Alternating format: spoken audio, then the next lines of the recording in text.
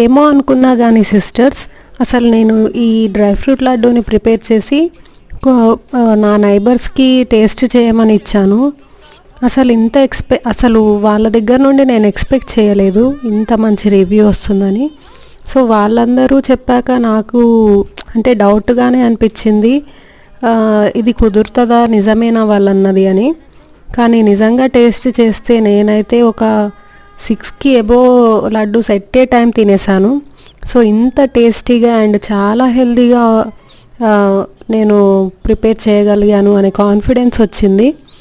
So అప్పుడే అనుకున్నాను, so ఇది నేను ఒక్కదాన్నే టేస్ట్ చేయడం కాదు, మీరందరూ అంటే వీడియో చూస్తున్న వాళ్ళందరూ టేస్ట్ చేయాలని నేను అనుకున్నాను. సో కాబట్టి ఇప్పటి నుండి మనము డ్రై ఫ్రూట్ లడ్డూని ప్రిపేర్ చేయబోతున్నాము. సో మీకు కావాలి అంటే వాట్సాప్కి ఆర్డర్ చేసుకోండి.